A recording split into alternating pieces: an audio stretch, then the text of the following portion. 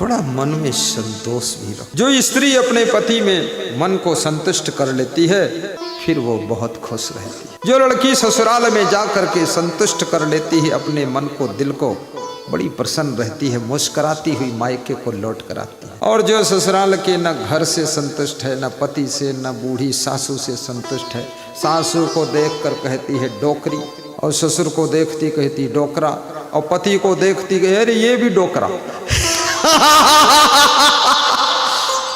फिर वो ससुराल से रोती पीटती चिल्ला चोट करती हुई पहुंचती है मायके। क्या हुआ? बोले वहां सब डोकरी डोकरा है। अरे हर सासू डोकरी तो होती ही है, हो ही जाएगी थोड़े दिन में। कितना सासू को तुम छोकरी बनाना चाहती? आज की छोकरी कल की डोकरी, कहाँ मिलेगी नौकरी? इसलिए बेटियों को संतुष्ट, अपने पति में संतुष्ट, अपनी पत्नी में भी संतुष्ट हो। जो पति अपनी पत्नी से संतुष्ट होगा वो पत्नी से प्रेम भी बहुत करेगा, पत्नी का ख्याल करेगा, पत्नी को बहुत सुंदर संभालेगा और अपने घर की उन्नति करेगा। इसलिए संतुष्टि। और धन में भी संतुष्ट रहो। धन कितना कमा लो किसी से तो पीछे ही रहोगे, और कितना कम हो धन फिर भी किसी से आगे रहोगे। इसलिए जितनी कंडीशन है उसमें मगन हो जाइए। संतोष बड़े बड़े दुखों को भी छोटा कर देता है। संतुष्टि का नाम ही सुख है।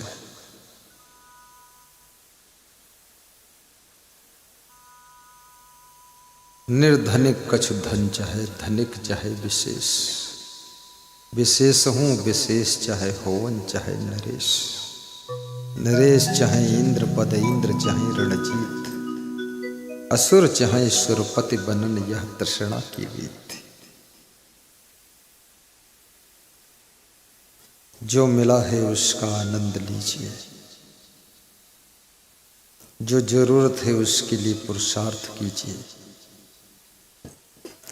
जो पुरुषार्थ से भी नहीं मिलता है फिर संतोष कीजिए। प्रसन्न रहने की आदत बनाइए। अपने घर में अनुशासन भी रखिए। जिस परिवार में अनुशासन नहीं है उस परिवार के संस्कार और आचरण बिगड़ना शुरू हो जाते हैं।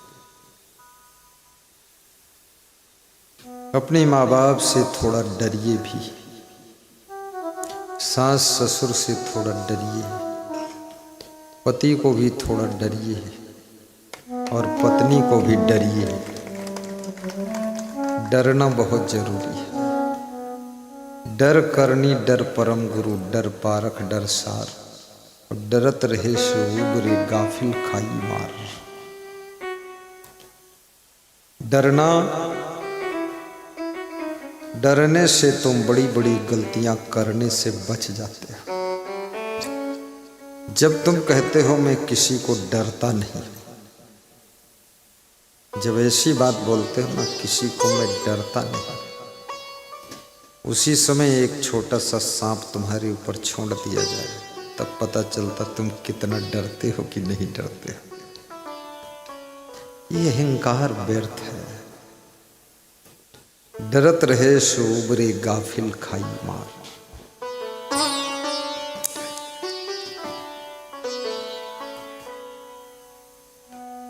अंधा विश्वास भी किसी के ऊपर मत कीजिए, क्योंकि अंधे विश्वास में ही विश्वासघात होता है। जहां जहां संदेह उठ रहा हो वहां वहां टटोल कर पैर रखिए, संभल कर चलिए। तुम्हारे भीतर विश्वास और संदेह दोनों रहते हैं। जब सही जगह पर तुम पहुंच जाते हो तो संदेह विश्राम करता है और विश्वास आकर तुम्हारी सेवा करता है। और जबरदस्ती जब तुम विश्वास करते हो तो संदेह बार बार उठकर खड़ा होता है, तुमको आगाह करता है कि कुछ है गड़बड़। और गड़बड़ होने के बाद तुम कहते हो मेरे मन में बीच बीच संदेह तो होता था, लेकिन मैंने कहा चलो फिर भी इसके साथ काम करते। संदेह तुम्हारा मित्र है, शत्रु नहीं। तुम्हारे द्वार पर कोई व्यक्ति निकलता है, उसको देखकर, उसकी चाल देखकर, हाव भाव देखकर, उसकी नजरों को देखकर तुमको संदेह होता कि आदमी लगता है चोर है, लगता है गलत है, लगता है बदमाश है। तो ये संदेह तुम्हारा गलत नहीं है। संदेह तुम्हारी रक्षा के लिए कवच कुंडल का काम करता है, और जबरदस्ती भरोसा करो तो तुमको धोखा जरूर होता है। इसलिए संदेह। लेकिन सही जगह मिल गई, सही रिश्ते मिल गए, तब फिर विश्वास को साथ में लेकर आगे की यात्रा करिए। क्योंकि केवल संदेह ही संदेह से न रिश्ते चल सकते हैं, न जीवन चल सकता है, न विकास हो सकता, न व्यवस्था बन सकती है। एक क्षण ऐसा आता जहां विश्वास की भी जरूरत है। आज हम लोग इतने लोग बैठे हैं, एक दूसरे के विश्वास पर ही तो बैठे हैं, प्रेम में ही तो आए हैं। मुझे लगता है एक विधायक साहब भी आए हैं, विधायक है, वो भी प्रेम में आए हैं। अगर उनको संदेह हो जाता, विश्वास था यहाँ प्रेम है, प्रेमी है, चलो चलते, तो आ गए। अगर उनको ऐसा संदेह लगता कि वहाँ जाएंगे तो लोग मारपीट कर देंगे, तो आते ही नहीं। विश्वास आदमी से आदमी को जोड़ता है, और विश्वास फोकट में नहीं होता है। विश्वास के लिए प्रेम की गंगा बहानी पड़ती है। विश्वास पैदा करने के लिए बहुत बड़ा त्याग तप करना पड़ता है, तब विश्वास का जन्म होता है। और जहां विश्वास पैदा हो जाता है, वहीं पर आगे की यात्रा प्रारंभ हो जाती है, प्रारंभ हो जाती है। एक राजनेता भी जनता के विश्वास पर ही चुनाव लड़ता है। लोग उसको लड़ाते हैं, अकेले किसी नेता में लड़ने की हिम्मत ही नहीं। अगर जनता के लोग, हजारों लोग ना बोले तुम लड़ो तुम लड़ो, अगर 100 लोग बोल दे लड़ना मत तू हार जाएगा, लड़ना मत तू हार जाएगा, तो उसकी हिम्मत टूट जाएगी। हजारों लोग बोलते अरे आप तो लड़ो, खड़े हो जाओ, अरे पार्टी ने वो टिकट नहीं दिया, अरे छोड़ो पार्टी और बाल्टी, तो निर्दलीय खड़ा हो जा, जीत जाएगा।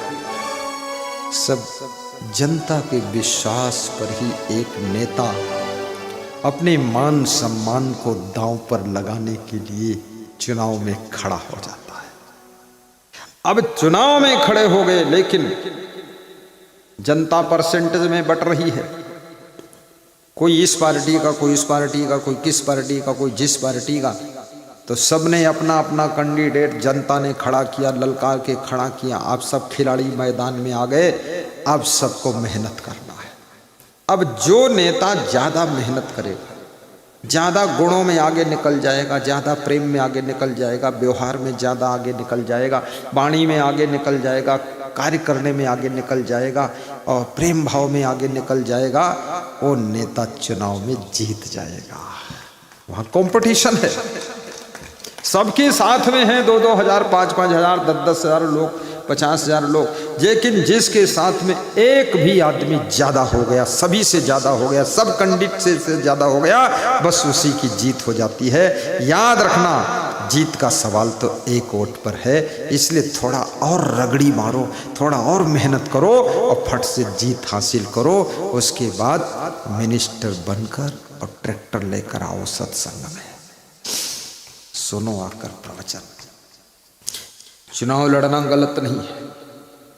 जब सज्जन लोग चुनाव नहीं लड़ेंगे तो दुष्ट लोग चुनाव लड़ करके शासन सत्ता में पहुंचेंगे, फिर उनके दुष्टता के डंडों से तुम लोग हाँके जाओगे। इसलिए सज्जनों को राजनीति में आना चाहिए, और महान लोगों को राजनीति में आना चाहिए, और साधुओं को भी राजनीति में आना चाहिए। तुम कहोगे आप साधु, आप राजनीति में क्यों नहीं आए? मैं नहीं आया, मेरी इच्छा नहीं थी, लेकिन कोई साधु आना चाहता तो आ सकता है। हम तो इसलिए नहीं आए, किस लिए नहीं आए? नहीं आए इसलिए नहीं आए, और किस लिए नहीं आए? हाँ, जैसे योगी जी के मन में इच्छा थी वो आ गए, और किसी साधु। लेकिन याद रखना, साधु राजनीति में आए अपने चरित्र को संभाल कर रखें, क्योंकि राजनीति का पथ कुसंग के कांटों से भरा हुआ है। इसमें बहुत कुसंगत है, बहुत आकर्षण है, बहुत इधर उधर ऐंचा खैंची है, माया मोह ज्यादा है। तो राजनीति के पथ पर चलने वालों के चरित्र की बहुत बड़ी दुर्गति हो जाती है। इसलिए साधु संत राजनीति में आए तो बहुत संभल करके रहे, नहीं तो राजनीति पे पहुंच करके फिर दिल्ली जाकर वहां से बिल्ली बनकर लौट के आते हो, होटल में टोटल बर्बाद हो गए। सावधान साधु बाबा, किसी की देखा दोनी कूद मत पड़ना, नहीं तो केवल कपड़ा रह जाएगा साधु का, बाकी लफड़ा सब गृहस्थी का आ जाएगा। उधर ही कोई ढूंढ लोगे राम देवी को, अब इधर बन के रहोगे राम नारायण। अरे चरित्र नहीं है, जहां व्यभिचार शुरू हो गया वहां काहे की साधुता रहेगी। संत महात्मा तो वही है, कौन है? चौपाई बोल दो ना। संत बिटप सरी तागिर धरनी। गाइए सब लोग दोहराइए। तू इन्हीं की करनी। संत हृदय नवनीत समाना। कहा कबीने पर कहीं न जाना। निज परिताप द्रवहि नवनीता। पुर दुख द्रवहि सो संत पुनीता। मंगल भवन। गाइए सब गाए, थोड़ा दोहराओ, बोलो तुम लोग। ये तो कॉमन चौपाइयाँ हैं, सरल चौपाइयाँ हैं, ये भी याद नहीं आपको। ऐसे बैठे रहे तो लगता पहली बार सुन रहे हो, 1000 बार सुन चुके हो। अरे मध्य प्रदेश की धरती पर तो राम कथा, कृष्ण कथा और कितनी कितनी कथा हो चुकी है। ये तो मेरा प्रवचन कथा तो गाइए। मंगल मूल अमंगल दमनु। सेवक सदने स्वामी आगमनु। मंगल भवने अमंगल हारी। सुदशरथ अजीर बिहारी। जय जय जय गुरुदेव तुम्हारी। नाथ सकल संपदा तुम्हारी। नाथ सकल संपदा तुम्हारी। मंगल भवन अमंगल हारी। हे डग साहिब आगे आओ। अब विधायक से तुम गला मिलाओ। वाह वाह, आज बड़ा संगम है। गुरु जी के सत्संग में हर पार्टी का विधायक आ रहा है। एक दूसरे को देखकर हंस रहे हैं और गुरु के प्रेम में फंस रहे हैं। जय हो। नाथ सकल संपदा तुम्हारी। मैं सेवक समेत सुत नारी। मंगल भवने अमंगल हारी। द्रवहु सुदशरथ अजीर बिहारी। जय जय जय कबीर तुम्हारी, नाथ सकल संपदा तुम्हारी। बोलिए सद्गुरु भगवान की जय, बोलिए संत भगवान की जय, बोलिए भक्त भगवान की जय। साहिब बंदगी बोलो, साहिब बंदगी, साहिब। वाह वाह, आनंद आ गया। सत्संग सुनाने वाले गुरु, जहां पर हजारों माताएं बहनें सत्संग का रसपान करने के लिए श्रद्धा से पधारी है, हजारों पुरुष बंधु भी आस्था के साथ में आए हुए हैं। राजनीति के क्षेत्र में सेवा करने वाले सुवासरा मंडी के डग साहब, वो भी पधारे हुए।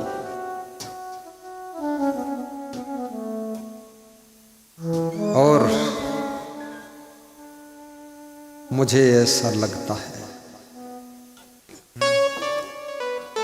लगता बरडिया गांव में घर घर त्योहार है, लगता बरडिया गांव में घर घर त्योहार है। सुन लो मेरे भाई बहना, बंदगी हमार है। सुन लो मेरे भाई बहना, बंदगी हमार है।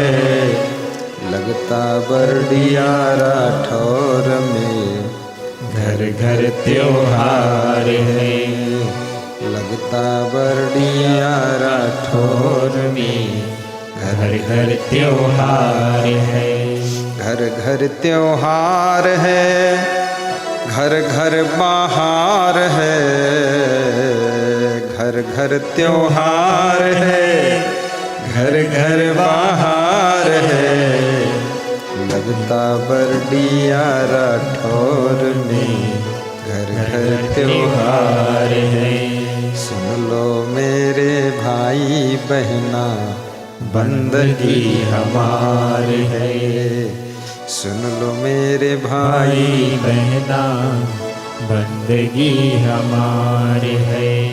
नीले में जो श्यामा रंग प्रभुवर तुम्हार है। प्रभुवर को मन में रख लो, मिलता बाहर है। आइए कमलेश वर्मा को दिल में रख जानू सिंह, मिलता जान सिंह। बाहर है। मिलता बहार है, आता त्योहार है। प्रभुवर को मन में रख लो, आता त्योहार है। प्रभुवर को मन में रख लो, आता त्योहार है। महान भक्त मध्य प्रदेश की सेवा में लीन माननीय पूर्व कैबिनेट मंत्री, वर्तमान विधायक श्री हरदीप सिंह डग, हाथ जोड़कर सबको प्रणाम करो। पूरा चारों तरफ घूम जाओ, चारों तरफ एक परिक्रमा करो, चक्कर काट दो। सब चक्कर में शक्कर निकलेगी। श्री दिलीप सिंह जी मंडलोई साहब, वाह धन्यवाद। श्री बालाराम जी नगर पंचायत अध्यक्ष, डॉक्टर बालाराम इंजेक्शन लेकर आया है वो। गुरु के मत लगाना और चाहे जिसको लगाओ। पुराने भक्त हैं गुरु के।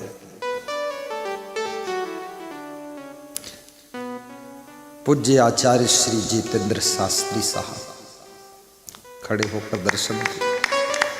विक्रमगढ़ रतलाम समस्त राधा कृष्ण मंडल आयोजक 25 से 31 जनवरी 2026 भागवत कथा व सामूहिक विवाह सम्मेलन विक्रमगढ़। किसी का विवाह न हुआ हो, सामूहिक हो रहा, उसी बैठ जाओ, हो जाएगा। एक ऐसी भी कमेटी गठित हो कि विवाह ढूंढने का भी काम करे। हाँ, किसी किसी को न बर मिल रहा, न घर मिल रहा, न कन्या मिल रही है। बेचारे इंतजार में 32-32 साल के हो गए। और जिसके लिए बर कन्या ढूंढ दो उससे 51,000 ले लो दक्षिणा बस। हाँ, ढूंढना पड़ेगा। बहुत लोग तो अविवाहित बैठे हुए इंतजार में कि हे गुरु कृपा करो, कोई भेजो हमारी तरफ निर्मला देवी।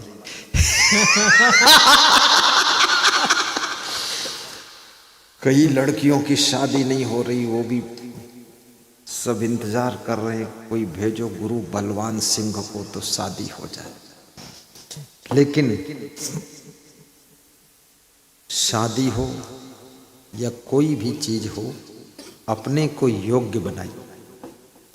सीता जी में वो योग्यता थी कि अयोध्या से राम सीता को ढूंढते ढूंढते जनकपुर गए थे। तुम्हारे में गुण होना चाहिए। गुणवती बनो, कलावती बनो, ज्ञानवती बनो, चरित्रवती बनो, प्रेमवती बनो। केवल रूपवती नहीं, केवल इधर बाल लटकाया उधर लटकाया, थोड़े बाल खोपड़ी के ऊपर गुलगुब्बा बनाया फुलाया। उसके बाद पति की ओर देखा तो पति को लगा कि स्त्री है कि चंडिका है, क्या है। और फोटो खिंचवाया, भोली भाली बनकर ऐसे खड़ी है, लगता है बिल्कुल गाय रूप है। और जब ससुराल पहुंची तो भोली तो अलग हो गई, केवल भाली रह गई। भाली भौंक दिया और शेरनी की तरह गरजी। ऐसा नहीं, स्वभाव बिगाड़ो मत, गम खा लो, ससुराल को स्वर्ग बनाओ। सासू से 5 मिनट पहले उठो, फटाफट काम करो। गुरु से भी पहले उठ जाओ। 5 मिनट में कौन पहलवान बन जाओगे, पड़े हो चूहा की तरह। उठो, उठे लखन निश विगत सुनि, अरुण शिखा ध्वनि कान। और गुरु ते पहले जगतपति जागे, राम सुजा। लक्ष्मण जी सबसे पहले सोकर उठते थे, कम उम्र के थे, राम से छोटे थे, विश्वामित्र से तो बहुत छोटे थे। लक्ष्मण जी उठते थे, फ्रेश होते थे और तैयार होकर के दातून ला करके और पानी ला करके राम के कमरे में पहुंचते थे और राम को फिर तैयार कराते थे। राम उठते थे लक्ष्मण से बाद को, और फिर राम लक्ष्मण दोनों रेडी होकर के, फ्रेश होकर के, दतून मंजन करके और तैयार होकर के विश्वामित्र की कुटिया में पहुंचते थे। फिर विश्वामित्र की सेवा करते थे, विश्वामित्र को स्नान कराते थे, फ्रेश कराते थे। ये इसका नाम भक्ति है। इसका नाम भक्ति नहीं है कि लाड़ी सो रही है और बूढ़ी सासू पोछा लगा रही है, चेला सो रहा है, बूढ़ा गुरु देख रहा है कौन सोया है, लल्लू राम सोए हैं। अरे इतना मोटा है, अरे 2 रजाई ओढ़ा है इसलिए मोटा हो गया है।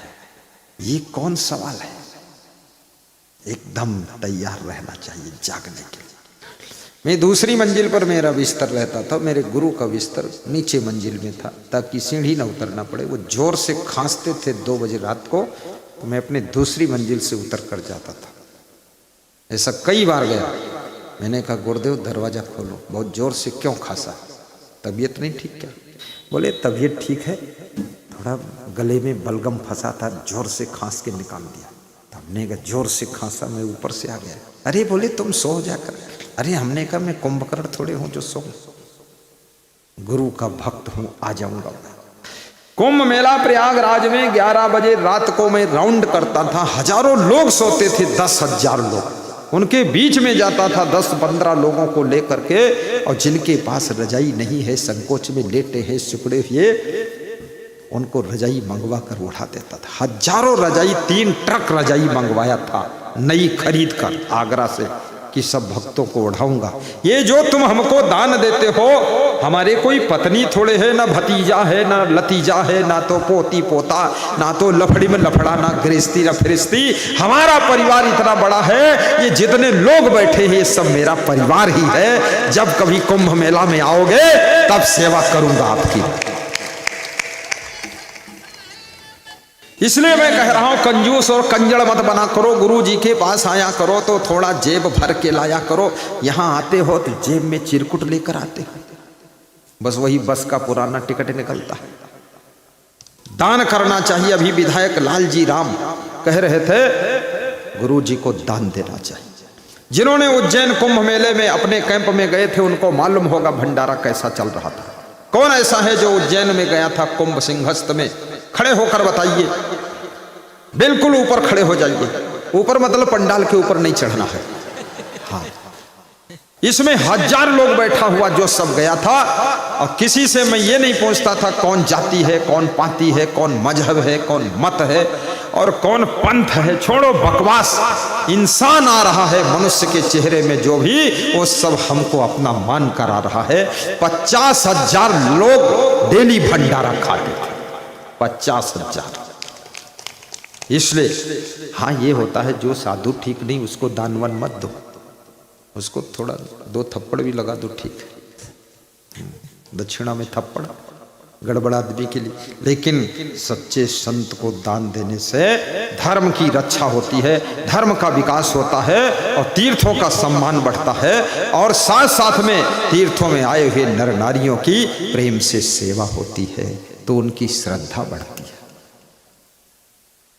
और ये मध्य प्रदेश छोटा मोटा प्रदेश नहीं है। इस प्रदेश के लोग अन्नदान में नंबर 1 है। मैंने एक गांव में बोला अन्नदान करना, 44 कुंटल अन्नदान आया। तो हमने कहा तो बहुत आ गया, इसको ले कैसे जाएंगे? तो वहां के भगत ने सलाह दिया इसको ले क्यों जाओगे, ले जाओगे तो 10,000 20,000 लग जाएगा ट्रक का किराया, इससे अच्छा बेच दो तो ये 20,000 बचेगा, वहां ज्यादा खरीद लेना आटा, फालतू लादे घूमते हो। तो हमने कहा ठीक बात है, दाल भी तो लेना है। भंडारा, अन्नदान, अन्न क्षेत्र ये सबसे बड़ा पुण्य होता है। और अन्न क्षेत्र में जिसका जिसका योगदान हो जाए उसको उसको पुण्य प्राप्त होता है। भगवान राम चिंतित थे कि अयोध्या में इतना बड़ा मंदिर बन रहा है, करोड़ों लोग दर्शन के लिए आएंगे, तो ये रात्रि विश्राम कहाँ करेंगे? भगवान राम को अपने भक्तों की चिंता रहती है। पांडव मेरे परम धन पारथ प्राण समान, और कहीं भी प्रण रक्षा करो सोच करत भगवान। भगवान को भी सोच हो जाता है ये रात कहां सोएंगे, भंडारा कहां खाएंगे। तो मैंने मन में सोचा कि राम की सेवा, राम का दर्शन, राम के मंदिर में तो करोड़ों लोग जाकर माथा टेकेंगे, लेकिन माथा टेकने वालों की चिंता कौन करेगा? जो राम के दर्शन करने आएंगे, राम मंदिर में आएंगे, उनकी पूजा करने आएंगे, श्रद्धा लेकर आएंगे, तमिलनाडु से आएंगे, एमपी से आएंगे, यहाँ से आएंगे, वहाँ से आएंगे, गुजरात, महाराष्ट्र, तेलंगाना, आंध्रा से आएंगे, तो उनको वहाँ व्यवस्था कौन देगा?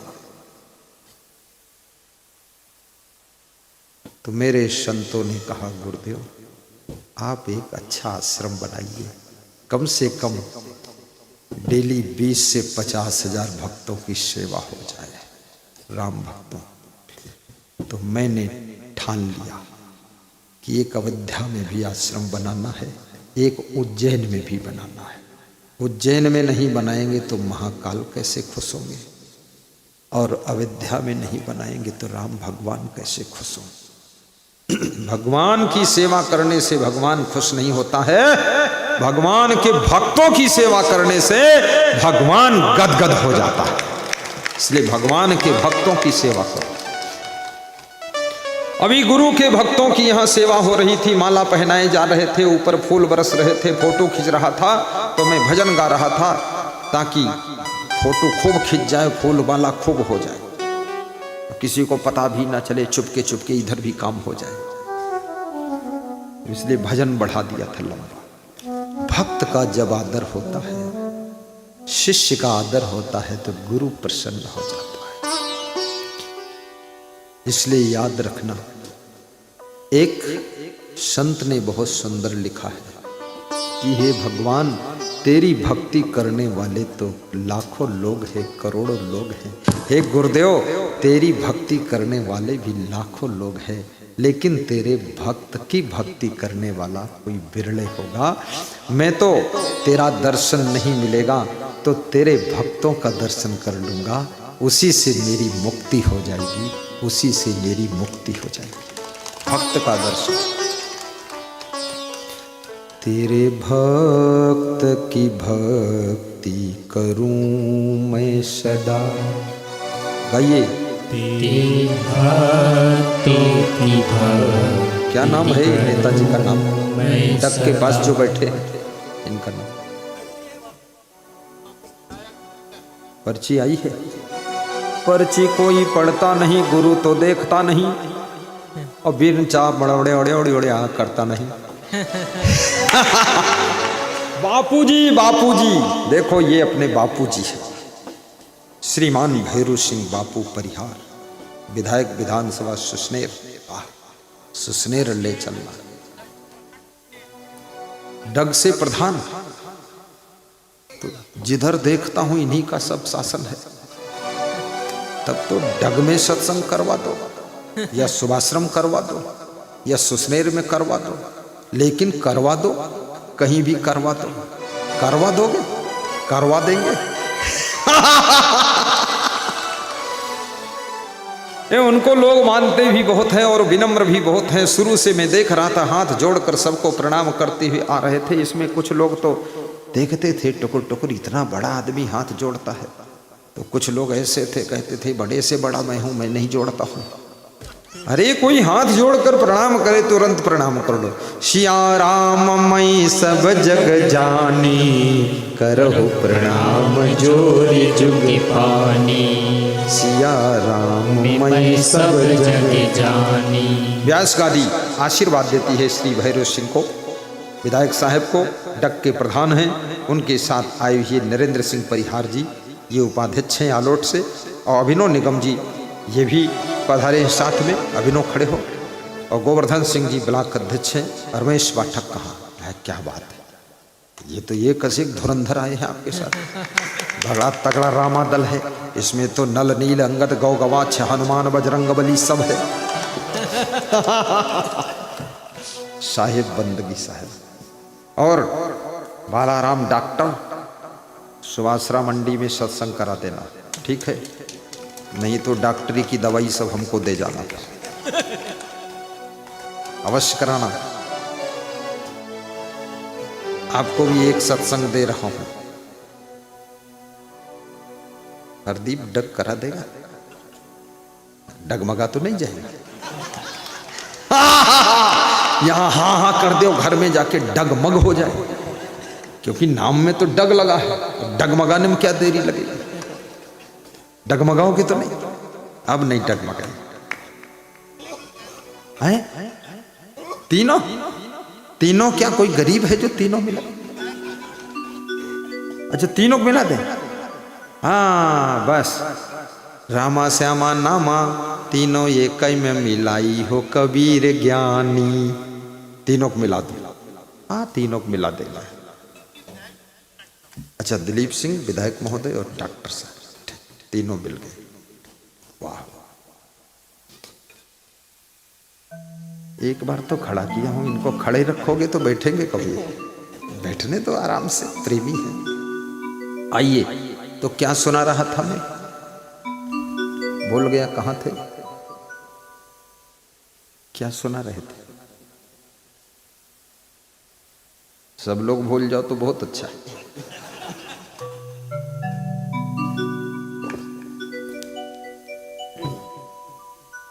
कौन सा प्रसंग था? कहां पर थे? चाहे जहां पर थे, जहां पर थे वहां पर थे, वहां पर हैं। चलो चालू करते हैं।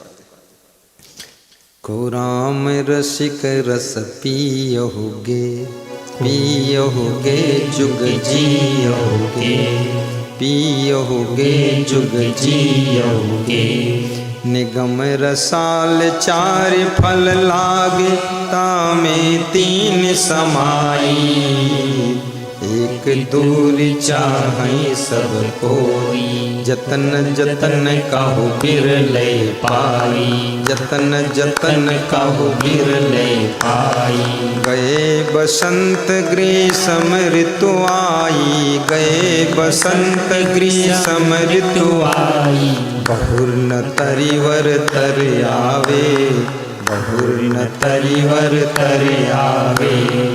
कहीं कबीर सुनो हो संत, कहीं कबीर सुफल तेहि काय, जो यह पद अर्थावे, को राम रसिक रस पियहुगे, पियहुगे जुग जियहुगे, पियहुगे जुग जियहुगे। सदगुरु कबीर साहब कहते हैं, निगम रसाल चारि फल लागे, तामे तीन समाये। वेद रूपी आम के वृक्ष में 4 फल लगे हुए। वेदों का कबीर साहब ने कितना सम्मान किया। वेदों को आम का वृक्ष बताया और वेद रूपी आम के वृक्ष में अर्थ, धर्म, काम, मोक्ष ये 4 फल लगे। 4 में कबीर साहब कहते हैं कि 3 फल सामान्य फल है, अर्थ, धर्म और काम, लेकिन चौथा जो मोक्ष फल है ये बहुत दूर लगा हुआ है, जिसको सभी चाहते हैं लेकिन कोई बिरले पाता है। अर्थ को धर्म से जोड़ा गया है और काम को मोक्ष से जोड़ा गया है। याद रखना, आप अगर धन कमाते हो, साथ में धर्म का ख्याल नहीं है, तो धन कमाने की अभिप्सा आपसे बहुत अपराध करा सकती है। लेकिन साथ में अगर धर्म को जोड़ दिया तो आप सत्कर्मों के द्वारा ही धन कमाएंगे। और दूसरी चीज, काम मोक्ष, अधिक कामनाओं के जाल में फंसा हुआ व्यक्ति यदि मोक्ष की अभिलाषा रखता है तो कामनाओं की जड़ों को धीरे धीरे ज्ञान के द्वारा कमजोर कर देता है और कामना के जाल से छूट करके मोक्ष गति को प्राप्त होता है। मोक्ष गति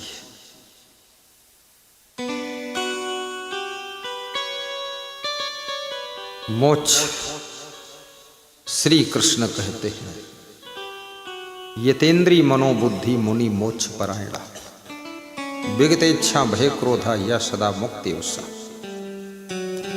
जो इंद्रियों को जीत सकता है उसको ही मोक्ष मिल सकता है। जो इंद्रियों का गुलाम है, इंद्रियों के पराधीन है, इंद्रिय भोगों में लिप्त है, वो मोक्ष की कल्पना करना छोड़ दे। यतेन्द्रिय मनोबुद्धि, और जो मन को बस में रख सकता है और जिसकी बुद्धि में शुद्धि है, विवेक है, यतेन्द्रिय मनोबुद्धि मुनि मोक्ष परायण, और जो मोक्ष के लिए साधना करता है, संसार में ऐसे रहता है जैसे जल में कमल रहता है। धान के भीतर जब तक चावल रहता है तब तक धान की कुटाई होती है। जब धान के भीतर से चावल निकलकर बाहर हो जाता, उसी दिन कुटाई बंद हो जाती है। इस माया मोह के भीतर जब तक तुम घुसे रहोगे तब तक तुम्हारी कुटाई चालू रहेगी, और माया मोह से, भूसी से अपने को बाहर निकाल लोगे, उसी दिन कुटाई बंद हो जाएगी। तलवार से म्यान जब तक बाहर नहीं निकालोगे, वो तलवार किसी की उंगली भी नहीं काट सकेगी।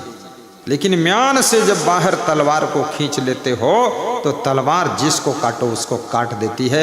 ऐसे याद रखना, तुम तलवार जैसे धारदार हो, लेकिन इस माया मोह की म्यान में जब तक घुसे रहोगे तब तक तुम्हारी धार काम न करेगी, और माया मोह की म्यान से अपने को निकाल कर बाहर करो, फिर देखो कठिन से कठिन बंधनों को तुम काट कर इधर उधर कर दोगे और मुक्ति को प्राप्त करोगे।